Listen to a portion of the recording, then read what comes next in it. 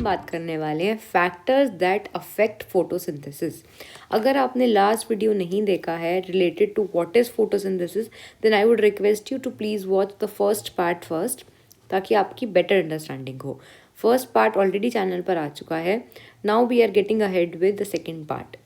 Now in this video हम discuss करने वाले हैं कि ऐसे कौन कौन से फैक्टर्स हैं जो अफेक्ट करते हैं फोटोसिंथेसिस को।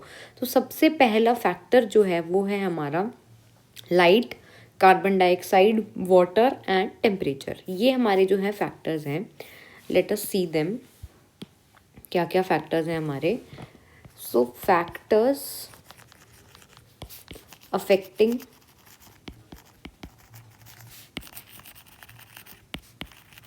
फोटोसिंथेसिस। अब जब आपके पास ये क्वेश्चन आता है ना फैक्टर्स अफेक्टिंग, तो इसका मतलब सिर्फ ये नहीं है कि आपको ये बताना है कि आपने 3 नाम लिख दिए कि हाँ जी टेम्परेचर है, हाँ जी सनलाइट है, हाँ जी वाटर है या CO2 है। ऐसे आप सिर्फ ये नहीं बता सकते कि ये 4 चीज़ें हैं। आपको ये भी बताना पड़ेगा कि टेम्परेचर कैसे इफेक्ट करता है। अगर टेम्परेचर बढ़ जाएगा तो क्या होगा, घट जाएगा तो क्या होगा। ये चारों चीज़ें आपको पता होनी चाहिए। तो फैक्टर्स अफेक्टिंग फोटोसिंथेसिस। अब इसी में एक कंसेप्ट आता है जिसको हम बोलते हैं लिमिटिंग फैक्टर। लिमिटिंग फैक्टर का क्या मतलब होता है? लिमिटिंग फैक्टर का मतलब ये है, for example there is a group of 5 friends. 5 friends हैं, ठीक है। They want to go on a trip, इनको ट्रिप पर जाना है। जो 4 है ना, 4 फ्रेंड्स हैं, उसके पेरेंट्स ने तो कर दिया हाँ, उनके पेरेंट्स ने बोल दिया कि यस चलो। उनके पेरेंट्स हमेशा ही मान जाते हैं, सबको पता है कि उसके 4 के पापा तो ना मान जाएंगे। सिर्फ एक बच्चा ऐसा है जिसके पेरेंट्स नहीं मानेंगे। तो यहाँ पे लिमिटिंग फैक्टर क्या होगा? वो बच्चा जिसके पेरेंट्स नहीं मानेंगे, क्योंकि बाकी सब चीज़ें अवेलेबल हैं। अगर उस बच्चे के भी पेरेंट्स मान जाएंगे तो ये लोग ट्रिप पर जा सकते हैं, अगर नहीं मानेंगे तो नहीं जा सकते। साफ सी बात। ऐसा ही काम कुछ ना कुछ लिमिटिंग फैक्टर में होता है। लिमिटिंग फैक्टर का मतलब है कोई एक ऐसी चीज़ जिसकी कमी पड़ रही है, जिसकी वजह से फोटोसिंथेसिस और अच्छे से हो नहीं पा रहा, उसको हम बोलते हैं लिमिटिंग फैक्टर।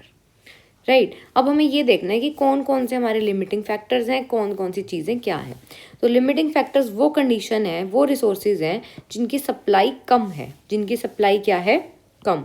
जिनकी सप्लाई कम है और वो उसी वजह से फोटोसिंथेसिस का जो रेट है वो कम कर देते हैं। राइट। जैसे कि टेम्परेचर हो गया, सनलाइट हो गया, कार्बन डाइऑक्साइड हो गया। अब हमें देखना है कि क्या क्या क्या क्या क्या है। सबसे पहली बात आ जाती है टेम्परेचर की। जो टेम्परेचर है ना, वो क्यों अफेक्ट करता है फोटोसिंथेसिस को। मतलब अगर टेम्परेचर बढ़ेगा घटेगा तो फोटोसिंथेसिस पे क्यों फ़र्क पड़ रहा है। हमने एक बात की थी भाई एंजाइमेटिक एक्टिविटी की। हमने पढ़ा था बायोकैटलिस्ट नाम की भी कोई चीज़ होती है, हमने देखी थी ये चीज़। बायोकैटलिस्ट होता है जो हमारी रेट ऑफ रिएक्शन को फास्ट करवा देगा। अब ये जो कैटलिस्ट होता है ना, दिस इज़ वेरी सेंसिटिव।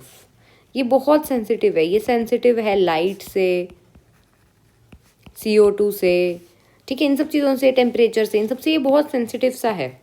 अगर ये सेंसिटिव सा है तो हमें इसके अकॉर्डिंग ही चीज़ें करनी पड़ेंगी, साफ सी बात है। तो इसीलिए टेम्परेचर जो है वो अफेक्ट होता है। तो अगर टेम्परेचर कम हो जाएगा, अगर टेम्परेचर कम हो जाएगा तो एंजाइम एक्टिविटी क्या हो जाएगी? स्लो। इसका मतलब अगर टेम्परेचर जो है, अगर टेम्परेचर जो है वो कम हो गया तो फोटोसिंथेसिस भी इसका मतलब क्या हो जाएगा? कम हो जाएगा। राइट। अगर ज़्यादा टेम्परेचर है तो फोटोसिंथेसिस बढ़ेगा। जैसे जैसे टेम्परेचर बढ़ रहा है फोटोसिंथेसिस बढ़ रहा है। लेकिन after a point of time, अगर आपने बहुत ज़्यादा ही टेम्परेचर बढ़ा दिया तो ऐसा नहीं होगा। क्यों ऐसा नहीं होगा? मैंने आपको ये भी बात बताई थी कि जो क्लोरोप्लास्ट है उनको भी ज़्यादा हाई टेम्परेचर, हाई लाइट नहीं चाहिए होती। तो ऐसे ही अगर मैं ज़्यादा लाइट दे दूँगी, ज़्यादा टेम्परेचर दे दूँगी, हाई टेम्परेचर दे दूँगी, तो जितने भी ये सेल्स हैं ना या एंजाइम है, ये टूट जाएंगी, डीनेचर हो जाएंगी, अपना फंक्शन नहीं कर पाएंगी। अगर मैं आपको ज़्यादा धूप में खड़ा कर दूँ और आपको बोलूँ अब बैठ के पढ़ो, आप बोलोगे मैम धूप है हम तो नहीं पढ़ सकते। अगर मैं आपको बिल्कुल ही फ्रीज़र में बिठा दूँ कि अब पढ़ो, आप बोलोगे मैम बहुत ठंड लग रही है, हमारा तो ध्यान उसी में जा रहा है, हम पढ़ ही नहीं पा रहे। तो जब आपको मिनिमल ऑप्टिमम कंडीशन चाहिए आपके अकॉर्डिंग कि हाँ भाई इतना टेम्परेचर में मैं बैठ के पढ़ सकता हूँ, तो भाई एंजाइम्स को क्या गलती है? उसको भी तो ऑप्टिमम टेम्परेचर चाहिए ना। तो टेम्परेचर का ग्राफ आप लोग याद रखोगे। कैसे बनाएंगे हम लोग ये ग्राफ? ये और आप देख लो। देखो कुछ नहीं करना आपको, एक्स एक्सेस लेनी है, वाई एक्सेस लेनी है, ठीक है। ये हो गई आपकी एक्स एक्सेस जिसमें कि आप लोगे टेम्परेचर को, और यहाँ लोगे आप फोटोसिंथेसिस को, राइट।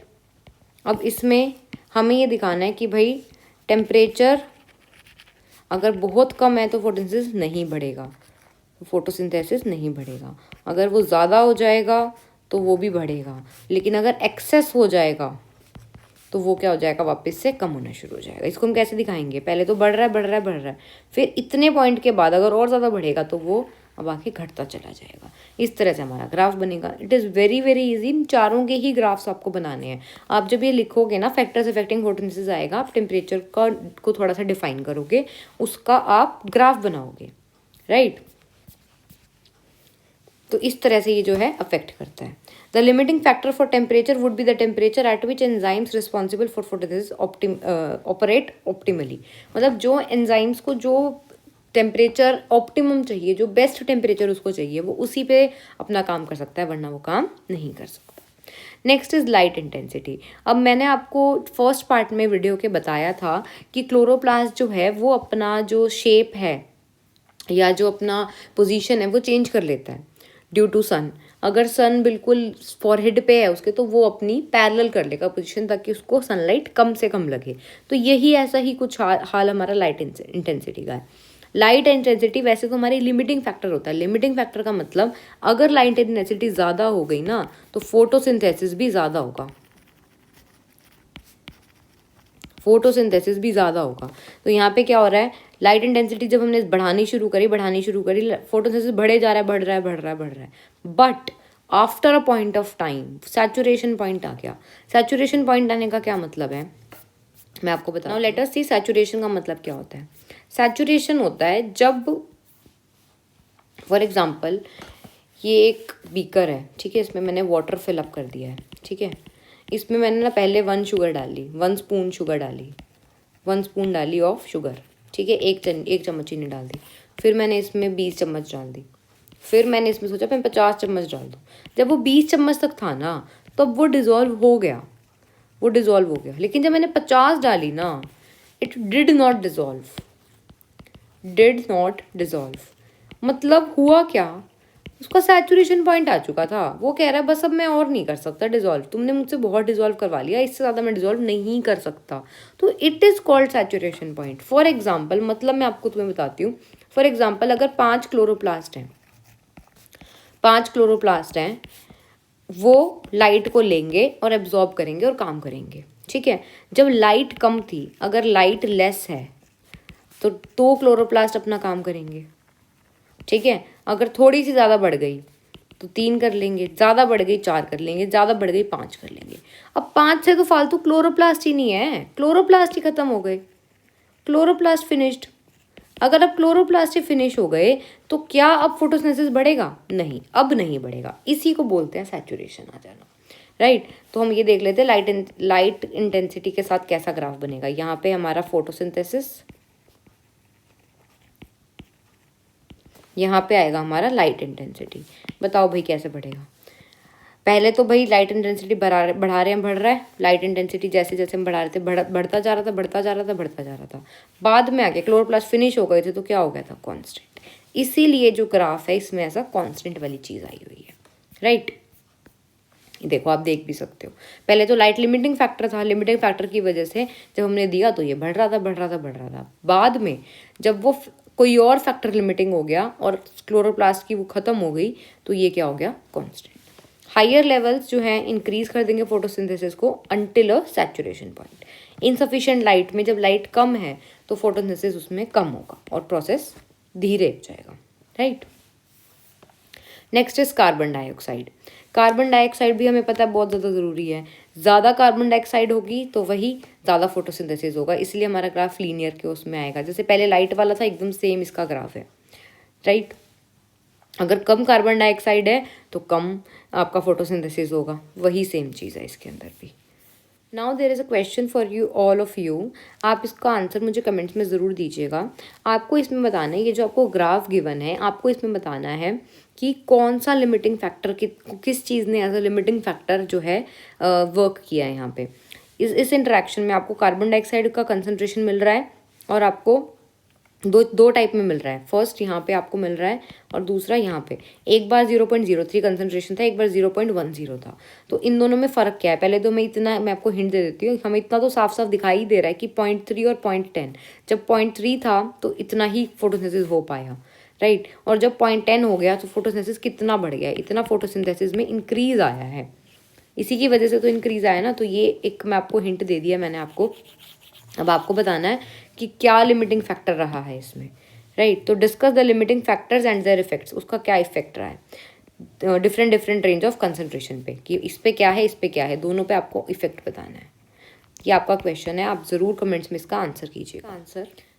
इसके आंसर में हम देखेंगे कि लो लाइट इंटेंसिटी। सबसे पहले तो जब हम देखेंगे यहाँ से लेकर यहाँ तक, इसके आसपास तक, यहाँ पे तो जो लाइट इंटेंसिटी है ये हमारा लिमिटिंग फैक्टर बन रहा है। अगर हम लाइट इंटेंसिटी ज़्यादा दे देते तो कार्बन डाइऑक्साइड तो हमारे पास ज़्यादा था ही, तो हमारा फोटोसिंथेसिस का रेट बढ़ जाता।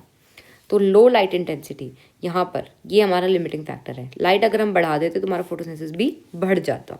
नेक्स्ट इज यहाँ से लेकर 5 तक में, यहाँ वाले रेंज में। अब यहाँ देखो, ये वाला जो पार्ट आपको एक्स्ट्रा दिखाई दे रहा है, ये वाला जो पार्ट आपको एक्स्ट्रा दिखाई दे रहा है, यहाँ पे क्या हो रहा है? अगर हम CO2 की कंसंट्रेशन बढ़ा देते, क्योंकि लाइट इंटेंसिटी तो हमने यहाँ पे बढ़ा दी, अगर हम CO2 की कंसंट्रेशन यहाँ पे बढ़ा देते तो फोटोसिंथेसिस का रेट बढ़ जाता। तो यहाँ पे आपका जो है लिमिटिंग फैक्टर क्या हो जाएगा? CO2 की कंसंट्रेशन, राइट। उसके आगे जब हम जाएंगे तो हमने CO2 की कंसंट्रेशन भी बढ़ा दी भाई। अब क्या प्रॉब्लम है? लाइट भी बढ़ा दी, CO2 भी बढ़ा दी।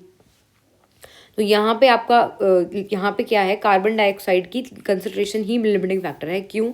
क्योंकि ये बेशक बढ़ गई, लेकिन आपका लाइट इंटेंसिटी भी तो यहाँ पे हमने बहुत ज़्यादा दे दी। लाइट इंटेंसिटी के तो कोई कसूर ही नहीं है। तो यहाँ पे हमें 0.03 के बाद 0.10 से ज़्यादा बढ़ानी चाहिए थी, तब जाकर हमारी जो लाइट इंटेंसिटी है उसका फ़र्क पड़ता, right. So this was its answer, and with this our topic is completed. With this our topic is completed. Now let us see कोई और स्लाइड है क्या। There is a summary only जिसमें photosynthesis की डेफिनेशन है। सबसे पहले तो फोटोसिंथेसिस एक ऐसा प्रोसेस है जिसमें कि हमारे रॉ मटेरियल्स जो हैं,